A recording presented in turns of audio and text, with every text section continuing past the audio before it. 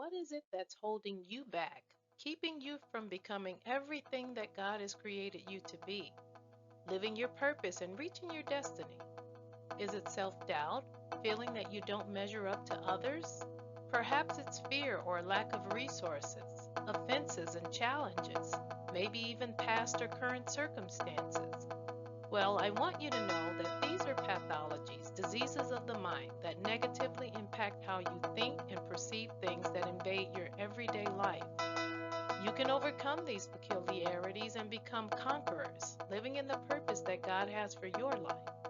The Bible in Philippians 4:13 teaches us, I can do all things through Christ who strengthens me. Hello, I'm your coach, Dee Johnson, and I'm going to share with you on how you can overcome these pathologies and be all that God created you to be on today's Watering the Seed.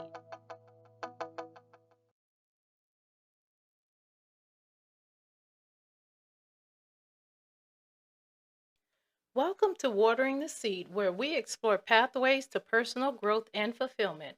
I'm your coach, Dee Johnson, and today we'll be diving into a topic many of us encounter at various points in our lives, and some may be experiencing at this very moment. You may have gotten off track and become out of sync and now have a need to realign with your purpose. So today's subject is realigning with your purpose. I'd like to start today's session off by sharing a story. During a visit to my older brother in his family's home this past summer, upon entering his courtyard, I immediately noticed some changes in their landscaping. The area no longer had the clean, well manicured appearance I was used to seeing. A 5-foot tree now stood by the front window near the entryway, and a small shrub measuring about 10 inches high and about 1.5 foot set near the stairway.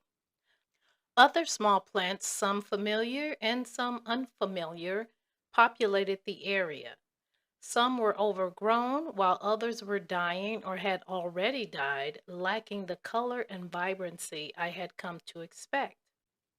To avoid offending them about their new courtyard aesthetics, I commented with enthusiasm, "Oh, I see you planted a tree in the yard."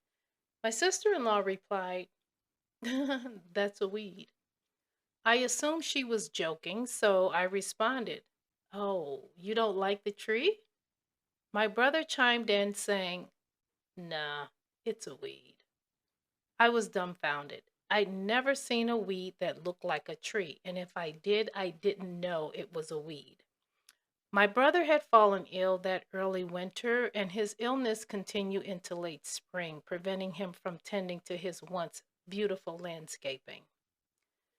At this point, I realized that many of the plants I had mistaken for flowers were in fact weeds that had been allowed to grow unchecked for an entire season without being pulled or treated with weed killer. This situation made me reflect on how we often move through our own lives in a routine without addressing the things that hinder our growth and alignment with our true purpose. These things sprout up like weeds so quickly that we don't realize they are weeds until they've depleted our life's resources. So imagine for a moment that you have a beautiful garden filled with well aligned hedges, colorful flowers, and beautiful plants. This garden represents your life in all of its glory. You've worked hard and achieved the things you've wanted, and life is good. You have a job that pays the bills, allowing you to maintain your lifestyle, and these are well aligned hedges. Your friends and family are the beautiful plants and shrubs, while your colorful flowers represent your home, cars, clothes, and other tangible things that you enjoy. As time passes, you become accustomed to this routine. It's familiar and it's comfortable. So now envision your once beautiful garden, which you've maintained but not nurtured enough to encourage its growth. There are weeds, and they've emerged during your busy life, and now they're overshadowing the beautiful space you've created, choking out the life of the flowers and plants that once thrived. The garden symbolizes your life, which is now cluttered with unwanted wildflowers, things that crept in and began to block the sunlight and water necessary for growth and flourishing. This familiar routine has introduced challenges you didn't anticipate, such as stress, insecurity, depression, loss of control, self doubt, negativity, offenses, a lack of resources, loss of loved ones, fear, and many other things. The family you love immensely now creates stressful situations with their various needs and wants, both tangible and emotional. Some family members have changed in character, leading to constant conflict, yet you tolerate them out of love. Your friendships may have also evolved. You've outgrown some friends who no longer align with their purpose, so they occupy your valuable time with their whining and complaining about their difficulties instead of taking sound advice and doing something constructive to remedy their problems. They bombard you with their problems, taking your focus off of what matters to you and distancing you from your path, leaving you to wonder why they are still in your life when the friendship is only serving them and leaving you mentally and emotionally drained. The job that once brought you satisfaction has become overwhelming, resulting in increased stress, self doubt, and insecurity. All of these factors are eroding the garden you once cherished, replacing its beauty with a shadow of what it used to be. This is the consequence of misaligning from your purpose. You now find yourself surrounded by weeds and a few resilient plants and shrubs struggling to survive, reminding you of the vibrancy your garden once had. All of these things could be draining you, creating low vibration energy and taking your focus away from what truly matters in your life. Now imagine standing at the edge of your garden holding a watering hose. That watering hose has a bottle of weed killer connected to it. You turn on the water and the water mixes with the weed killer. You begin to spray the weed killer mixed with the water on the weeds and the desired plants. The weed and feed will eliminate the wildflowers while it nourishes the healthy foliage, helping to rejuvenate your beautiful garden. However, larger stubborn weeds are resistant to the weed and feed. So you reach down and grab it, attempting to pull it from the root, but it won't budge. This is a stubborn weed. And much like some of the things in our lives that we try to get rid of, they just won't budge. So frustrated, you run to retrieve a shovel. You use the shovel to loosen the soil, which exposes the roots, and now you're able to extract the stubborn wildflower from your garden. As you work in the garden, you begin to see the potential for revival. Your garden is starting to flourish and retain the beauty that it once had, igniting hope for its total restoration. Now, if this feels familiar, if you have a life where it once flourished and now you're feeling drained and depleted, and there's weeds in your life that you can't get rid of, you'll be happy to know that there are ways to realign yourself and get back on track, getting rid of those stubborn weeds and become revived and rejuvenated. Just like a garden requires care and attention, so do our lives. So let's delve into 7 practical steps to help you reclaim your sense of direction, realign with your purpose. Step 1, reflection. Reflect on your current situation. Take a moment to evaluate where you are in your life right now. What areas feel fulfilling and which ones seem off course? Express why you feel fulfilled in some areas while in other areas you do not. Taking a moment to reflect in the crucial first step is taking a moment to reflect is the crucial first step in uncovering the changes that can truly transform our lives because reflection is an essential process that allows us to take a step back and evaluate our thoughts, feelings, and experiences. When we pause to consider what has transpired in our lives, whether it's successes, challenges, or even everyday routines, we begin to gain insights into ourselves and who we really are. This self examination helps us identify patterns and behaviors that may be holding us back, and even areas where we can make improvements. By engaging in reflection, we can create a space for self discovery. This encourages us to ask critical questions about ourselves and how we operate in our lives. For example, let's say you landed a job that you really like. It paid well, you thought you were doing a good job in your role, and the new, for example, let's say you landed a job that you really like. It paid well, and you thought you were doing a good job in your role at the new organization. But then the hiring manager comes to you one day and says, "We have to let you go," but doesn't really give you an explanation that resonates or satisfies your understanding as to why. This generally would cause some people to resort to anger, while others, it may cause depression. In either case, long term, it may cause one to develop insecurities about their abilities to perform in that role and in future roles.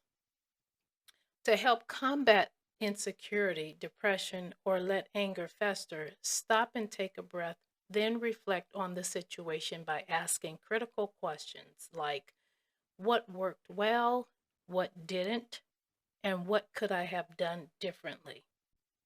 As we think through these questions, we can gain clarity about our lives, our values, motivations, and goals. This deeper understanding is vital because it empowers us to set a clearer direction for our future. And moreover, reflection fosters personal growth. It challenges us to confront uncomfortable truths and recognize our strengths and weaknesses. This self awareness is key to making informed decisions about the changes we want to implement in our lives, whether it involves altering behaviors, seeking new opportunities, or letting go of things that no longer serve us. Reflection lays the groundwork for meaningful change. And in essence, taking the time to reflect enables us to transition from passive experience to active learning. It turns our past into a powerful teacher. Sounds crazy, right? But failure is designed to show us what works and what doesn't work, helping to guide us toward a more intentional and fulfilling life. Ultimately, understanding through reflection is not just about recognizing what needs to change. It's about harnessing the knowledge we gain during our reflection period so that we become better versions of ourselves. Step 2, identify your passions. Ask yourself, what lights you up? Make a list of activities, topics, or causes that excite you. It could be anything from gardening to technology, helping others, or creating art. Understanding what you're naturally drawn to can help steer you back on track. Identifying your passions is really important because it's like discovering a treasure map to a more fulfilling life. When you know what truly excites and inspires you, it becomes easier to make choices that align with your interests and values. This not only boosts your motivation, but also helps you feel more connected to what you're doing in your everyday life. Your passions can guide your career choices, your hobbies, and even your relationships. When you engage in activities that you love, you tend to experience more joy and satisfaction. And this leads to a happier and more balanced life. Plus, pursuing your passions can lead to personal growth. It pushes you to learn new skills, meet new people, and discover aspects of yourself that you might not have known before. Identifying your passions also helps in overcoming challenges. When faced with obstacles, having a clear understanding of what you love can keep you motivated and resilient. It reminds you of the bigger picture, making those tough times seem more manageable. And ultimately, knowing your passions can transform everyday routines into meaningful experiences, allowing you to live authentically and embrace your true self. So take some time to explore your interests and uncover what sets your soul on fire. It's one of the best gifts you can give yourself.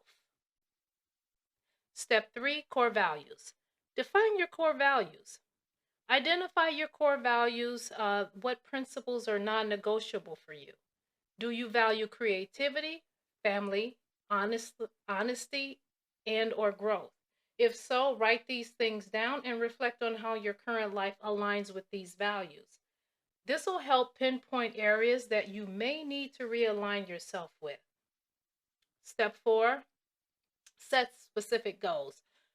Now that you've reflected on your situation, passions, and values, it's time to set tangible goals. Break these goals down into smaller, actionable steps. Breaking down goals into small, actionable steps is not only a great way to keep yourself organized and focused, but also to not place a higher expectation that causes you to crash and burn, especially when you're working towards realignment. I have an example on how to break down a goal into small, actionable steps. So let's say you're about 50 pounds overweight. Nobody wants to be overweight, but let's just say, for the sake of this example, you're 50 pounds overweight and you want to lose this weight. So, first off, you would want to consult with a doctor prior to starting any weight loss diet and/or exercise routine, okay? And so now, for the sake of this example, let's say you've set a goal to lose the first 25 pounds in 5 months. This may seem to be quite a challenge for some, whereas others may feel it's not a challenge at all. In any case, here's how you break down this goal. First, make sure your goal is a SMART goal, meaning specific, measurable, achievable, relevant, and time bound. Your ultimate goal is to lose 50 pounds, but you're breaking it down by losing 25 pounds in 5 months. So the specific goal is to lose the 25 pounds. The goal is measured by losing the 25 pounds in 5 months. And to achieve this, you'll set a daily plan that will help you to achieve this goal. For example, if you need to incorporate exercise into your plan, instead of requiring yourself to exercise every day for an hour, you may try exercising 3 times a week for 30 minutes and then make adjustments according to your tolerance. If eating between meals has been a problem for you, you may want to stop eating between meals or eat a healthier snack.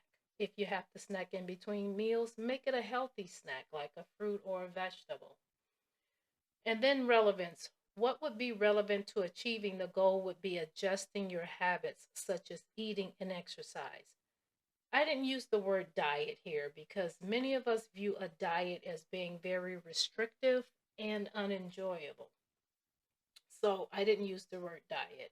We'll just go with eating and exercise. And then time bound.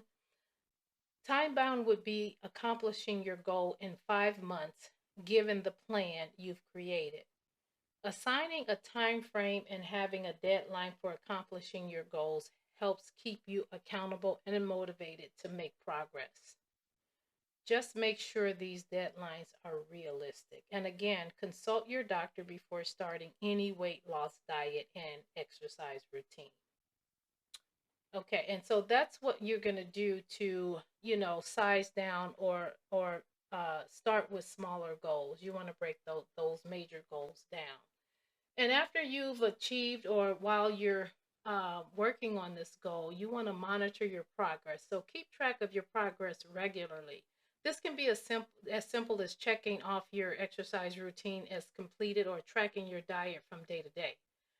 There's many progress tracking apps to assist you with this. I have one on my phone and it's free. It's a free app and it works very well. I'm able to track my eating habits. I just input what I'm eating from day to day. I don't track the calories or anything, but this kind of gives me an idea of what it is that I'm putting into my body, my intake. And then I also keep track of the steps that I take, and I work on my elliptical, so I keep track of the time that I spend on my elliptical. And this is all done with this tracking app that I have, that's connected to my smartwatch. So, and it's free. Again, it's free. And so you can do this as well. There's many free apps out there again. So, you can go and take a look and see what works for you. All right. And then you want to celebrate small wins. Celebrating small wins can boost your motivation. If you lost a half a pound in 1 week, celebrate that by high fiving yourself. You may not have lost the weight you wanted, but you did lose a half a pound. This international best-selling author, her name is Mel Robbins. She has written a book called The High Five Habit. It's a great read about how important it is to celebrate yourself by giving you a high five when you accomplish even your smallest victories. I'll leave a link in the description for a preview of her book. So if you're interested, you can go and just take a look at the preview. But it really is a great book, a great read. It's called, again, it's the five Mel Robbins, the high Mel Robbins, the high five habit. Oh my gosh. So anyway, Mel Robbins, the high five habits. It's a great read. And then you want to stay flexible. Sometimes plans change or unexpected challenges arise. So be adaptable in your approach and don't hesitate to adjust your steps if necessary. The key here is to keep moving forward. Reflect and adjust. After completing your goal, take a moment to reflect on what worked and what didn't.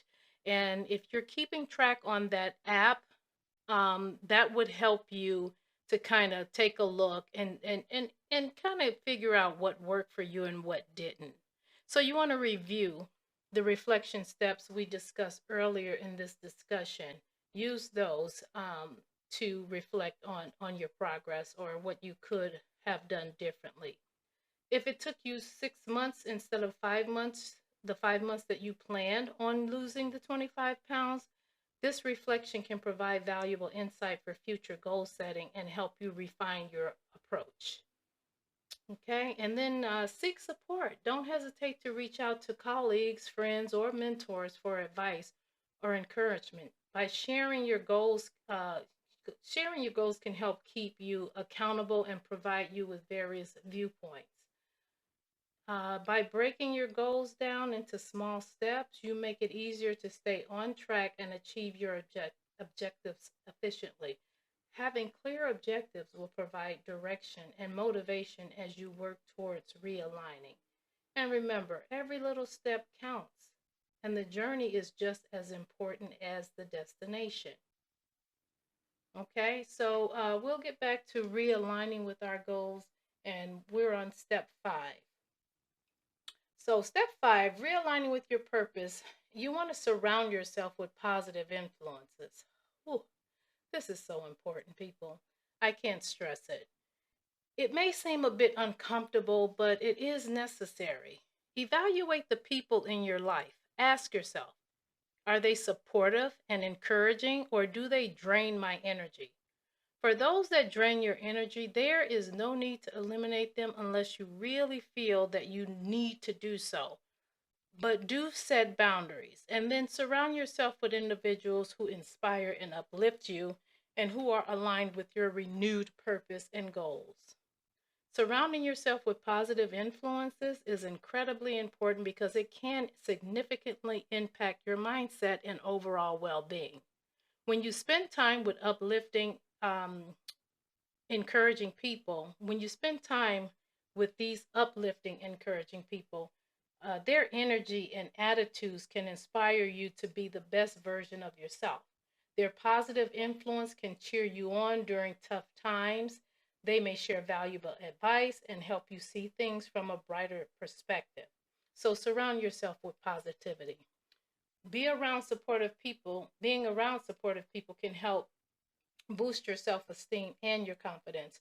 When those around you believe in your potential, their faith can motivate you to pursue your goals and dreams, thereby creating a nurturing environment where you feel safe to express yourself and step outside of your comfort zone. And moreover, positive influences can encourage healthy habits, whether that means embracing a healthier lifestyle, engaging in creative pursuits, or simply practicing gratitude and kindness. Surround yourself with people who are optimistic. Their optimism can be contagious, making it easier for you to adopt similar attitudes and behaviors. But there's a flip side. And so, on the flip side, surrounding yourself with negative stimuli can drain your energy and bring you down. Being surrounded by pessimism or toxicity can lead to stress, self doubt, and a lack of motivation. That's why choosing to associate with positive people is a proactive step toward creating a more fulfilling and happy life. In short, surrounding yourself with positive influences provides you with the support and encouragement needed to thrive. It helps cultivate an environment where you can grow, learn, and discover the best version of yourself.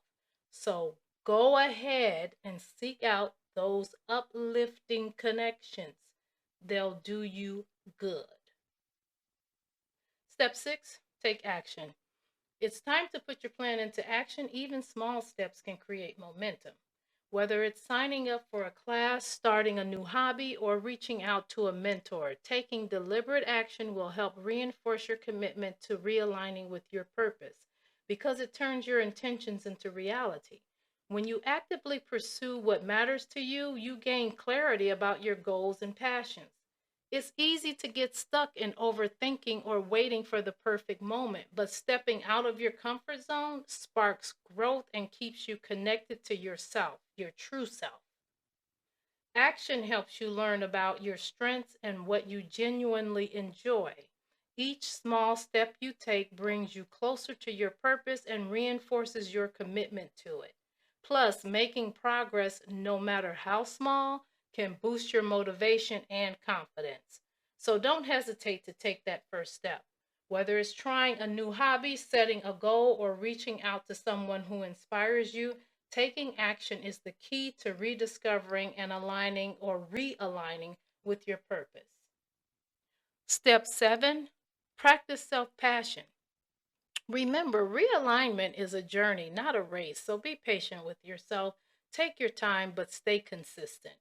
Embrace any setbacks and use them as learning opportunities simply by asking yourself, what could I have done differently? Celebrate your progress no matter how small. Practicing self compassion is like giving yourself a warm hug when things get tough. It helps you treat yourself with the same kindness and understanding that you would offer to a friend. When you practice self compassion, you learn to accept your imperfections and mistakes instead of beating yourself up over these things. This can lead to greater happiness, resilience, and overall well being. Here's a few steps to help you be more compassionate towards yourself. Step 1, talk to yourself like a friend. Try it. Next time you're feeling down, imagine you're comforting a friend in the same situation. What would you say to your friend? Use those same calm and gentle words for yourself. Step 2, embrace your flaws. Everyone makes mistakes and everyone has flukes and imperfections. So celebrate yours. Make a list of things you love about yourself and things about you that you don't really like. Then tell yourself that these are yours and embrace them. Remember, nobody's flawless. Step 3, mindful moments. Take a break, breathe, and tune into your feelings without judgment. A simple 5-minute meditation or a walk in nature can help you reconnect and ease any negative self talk. I do this often. It works. Okay. Step 4, celebrate small wins. Again, Whether you remember to water your plants or finished a project at work, celebrate your achievements, no matter how small. Give yourself a high five or treat yourself to something nice. Step 5, connect with others. Share your feelings with friends or family that you can trust with your feelings and will not judge you. This is so extremely important because everyone doesn't have your best interest at heart. So you want to be extremely careful about who you share your deepest feelings with and your insecurities, okay? But sharing those insecurities with someone that you can trust and that won't pass judgment on you is a healthy way to live. You'll likely find they've been in a similar situation, and it's comforting to know you're not alone on this roller coaster ride that we call life. Okay, so keep that in mind. Step 6, keep a journal. Write down your thoughts and feelings, focusing on kindness and understanding. You can even create a self love section where you jot down things you appreciate about yourself regularly. One of the things I appreciate about myself is my height. I'm a fairly tall woman, and when I was younger, I really, I didn't, I hated being tall, honestly. I hated it. When I was about around in the sixth grade, I was about 5'8" tall, which is quite tall, and I was the tallest in my class. Okay, I believe I was probably the tallest sixth grader in the whole school, boys, between the boys and the girls. I was probably the tallest in the whole sixth grade. Sixth grade. And my sixth grade teacher pulled me to the front of the class one day and used me to explain or to demonstrate the word loomed, Loomed, loomed, which means to stand over or to tower over something. She had me stand over another student who sat at their desk. I felt so embarrassed by this and held an insecurity about my height for years. Then around age 24, one of my employers, his brother, in a conversation that we were having, he just stopped in mid conversation and he says, "You're beautiful. You are a beautiful, tall woman. And if I wasn't married, I would ask you out on a date." Now, this guy was a perfect gentleman, not facetious at all, very kind and a truth teller. And I really appreciated the comment because that was quite a comment. He was married and very dedicated and loyal to his wife, but he just wanted to share that with me.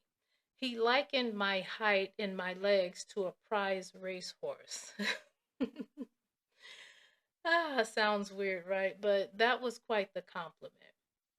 And at that moment, I realized that being tall was a blessing and not the curse that my teacher made me feel my height was. So today, I embrace my height. I love being tall, and I like to wear heels 3 to 5 inches high on top of my 5 foot 10 inch long body.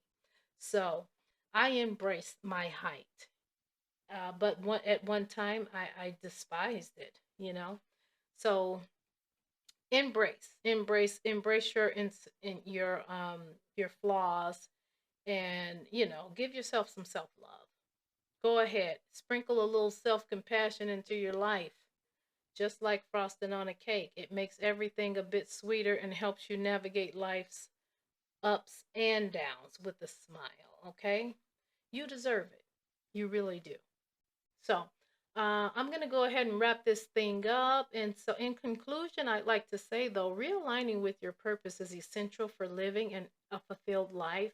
And by reflecting on your situation, identifying your passions and values, setting goals, surrounding yourself with positive influences, taking action, and practicing self compassion, you'll gradually nurture a garden of purpose that thrives. Okay? So let's get out there and let's thrive. Thank you for tuning in to this episode of Realigning with Your Purpose. If you enjoyed today's discussion, please subscribe and share with your friends. And join us next time as we explore another path to personal growth and fulfillment. I am your coach, Dee Johnson. And remember, you have the power to cultivate a life aligned with your true purpose. Until next time, be good and keep growing.